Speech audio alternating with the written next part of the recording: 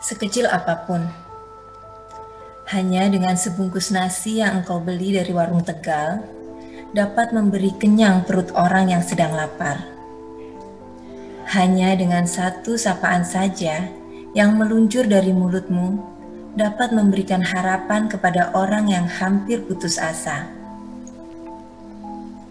Atau dengan tanganmu menuntun orang jompo menyeberangi jalan, dapat menyelamatkan orang. Bantulah orang lain supaya engkau merasakan kebahagiaan. Ketahuilah, wahai kekasihku, kebahagiaan yang engkau rasakan karena telah membahagiakan orang lain adalah aroma surga. Sungguh tidak perlu harus banyak modal untuk menjadi pahlawan kebaikan. Setelah itu, sekalipun demikian, wahai kekasihku, jangan ada harapan karena hanya berdasarkan kebaikan-kebaikanmu. Akan selalu ada orang yang mendampingi dirimu. Serahkanlah masalah itu kepada seberapa besar kadar cinta yang diberikan kepadamu. Karena biasanya alasan yang paling tepat bagi orang yang ingin meninggalkan dirimu adalah karena situasi dan kondisi. Tidak usah benci atau dendam kepada kehidupan, wahai kekasihku, hanya karena engkau gagal menggapai cita-cita. Pangkal kesalahanmu terletak pada dirimu sendiri, yang tidak ada kemauan untuk memanfaatkan kehidupan guna membangun kebahagiaan. Sehingga jangan engkau sangkakan bahwa dengan kebencian engkau akan menjadi kuat, dan dendam membuat engkau cerdas, serta sikap bengis akan mengangkat kehormatanmu. Orang yang berjiwa besar itu, wahai kekasihku, adalah orang yang selalu memberi maaf kepada siapapun, sekalipun harus dengan cara menelan getirnya ketololan dan pahitnya kesalahan orang lain. Aku yakin engkau adalah gadis cantik jelita yang berjiwa kokoh. Selagi engkau selalu dapat mengabaikan apapun komentar orang yang tidak suka melihat keberhasilanmu, walau bagaimanapun, kita ini setiap pagi bangun tidur menjalani hari yang sama, bergaul dengan orang-orang yang sama. Itu semua hakikatnya adalah perjuangan yang harus kita hadapi sehari-hari tanpa rasa jenuh dan lelah. Aku tidak punya kewenangan apapun untuk memompakan kebahagiaan ke dalam dirimu, selagi engkau senang menimang-nimang kesedihan. Demikian pula, aku tidak akan dapat membuat engkau menangis, selagi engkau ingin tertawa. Pada akhirnya yang memegang kekuasaan tertinggi untuk menentukan kebijakan apapun adalah dirimu sendiri. Tetapi sekalipun demikian, wahai kekasihku, sesungguhnya kebahagiaan itu berpijak pada dua sisi. Pertama, sikap hati yang selalu menerima apapun putusan Tuhan, dan yang kedua, jiwa yang damai siap menjalani apapun rencana Tuhan. Adapun bagaimana orang lain menilai dirimu sangat ditentukan pada posisi dan sikap orang tersebut terhadap dirimu. Apabila orang itu menyukai dirimu, maka semua apa yang engkau lakukan pasti akan ditafsirkan dengan baik. Sebaliknya, orang yang tidak suka kepadamu, maka semua perbuatanmu akan diselimuti dengan kecurigaan. Oleh karena itu, dari sejak langkah awal untuk membangun persahabatan harus dilakukan dengan pendekatan-pendekatan yang penuh dengan sikap kehati-hatian. Tetapi ketika akan berpisah, harus dilakukan dengan jaga jarak perlahan dan dengan dada yang lapang. Selanjutnya, wahai kekasihku, tidak mungkin aku membandingkan dirimu dengan perempuan manapun, bahwa engkau lebih cantik. Yang penting, engkau sangat cantik sekali. Itu saja. Karena hal seperti itu nanti akan menyebabkan engkau bersedih hati. Nanti ketika kesedihan masuk ke dalam hatimu, memang gratis masuknya, tetapi ketika ingin dikeluarkan, terpaksa aku harus membayar ongkosnya. Memang engkau tidak bisa memasang harga diri semau dirimu, melainkan orang lain yang menentukan harga tawar. Tetapi engkau punya hak untuk bekerja keras meningkatkan kualitas dirimu. Nanti, siapapun yang ingin berakrab bersamamu mesti pandai mengambil hati dengan cara yang santun. Demikian juga, nanti siapapun yang pernah melukai hatimu, meski datang meminta ampun dengan penyesalan yang sesungguhnya dan berusaha dengan sungguh-sungguh merawat kenyamanan hatimu. Karena apapun yang didapat dengan mudah, selalu saja diremehkan.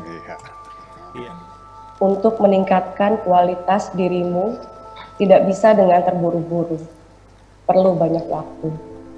Sekalipun tetes demi tetes, lama-kelamaan akan menjadi lautan. Satu kalimat demi satu kalimat, lama-kelamaan menjadi ilmu pengetahuan. Yang penting ketika di dalam dirimu ada keinginan dan cita-cita, berarti ada harapan. Engkau akan menjadi orang yang berjiwa besar.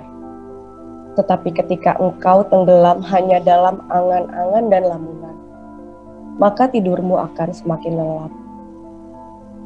Apabila engkau merasakan banyak orang-orang yang ada di sekitarmu tidak suka kepadamu, tidak usah menyalahkan mereka.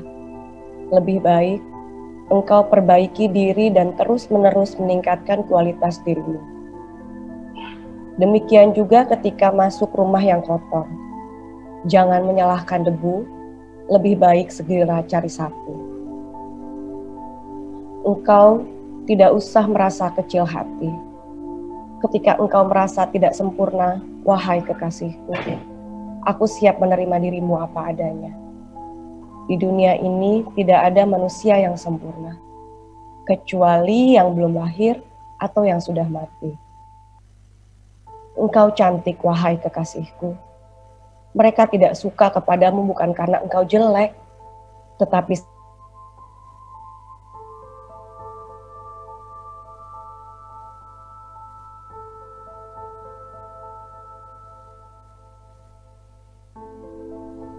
mencari teman yang otaknya lebih berkualitas dari dirimu. Baju seragammu dalam majelis taklim sama dengan baju yang dipakai mereka, tetapi otak dan kecerdasannya berbeda. Tempat tidurnya sama, tetapi mimpinya pasti akan berbeda. Mulai sekarang, engkau tidak usah banyak bersedih hati, wahai kekasihku. Ada yang suka, ada yang tidak suka. Ada yang naik, ada yang turun. Ada yang sedih, ada yang gembira. Hidup ini seperti gelombang lautan, selalu naik turun.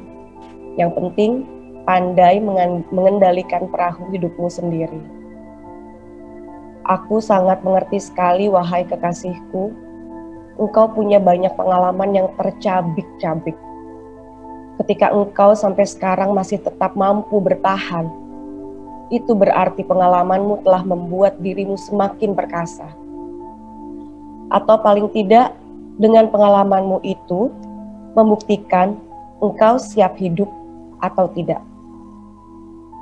Ketika mereka selalu mempersalahkan dirimu, sama sekali tidak merugi, malah memberikan banyak manfaat. Justru orang yang beranggapan tidak bersalah adalah disebabkan karena mereka tidak mengerti bahwa anggapan seperti itu merupakan kesalahan pertama mereka.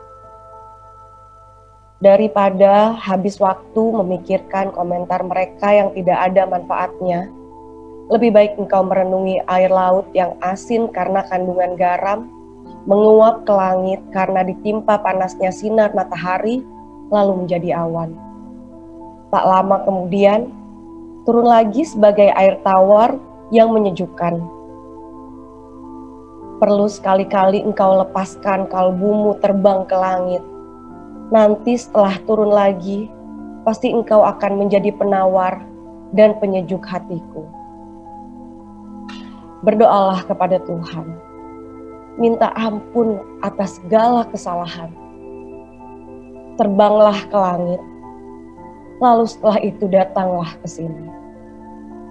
Nanti sayapmu yang basah kuyup karena derasnya air mata mengalir akibat pertobatanmu, akan segera kering dalam pelukan hangatmu.